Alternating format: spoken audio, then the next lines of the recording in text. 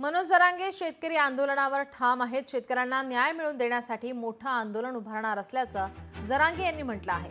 2 नोव्हेंबरला शेतकरी संघटनेसोबत बैठक घेणार असून या बैठकीत आंदोलनाची दिशा ठरवण्यात येणार असल्याचंही जरांगे यांनी म्हटलं आहे।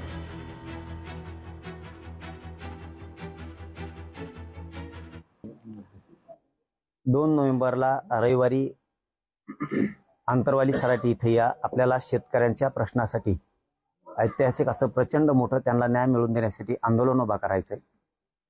त्यासाठी आपण अगोदर रविवारी 2 नोव्हेंबरला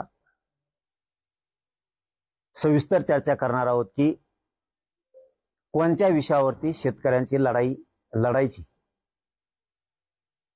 पण एक विशेष करून सगळ्यांना सांगतो की जे शेतकऱ्यांचे नेते आहेत, शेतकऱ्यांचे पक्ष आहेत, शेतकऱ्यांचे पदाधिकारी आहेत, फक्त त्यांनीच यावं ही विनंती आहे।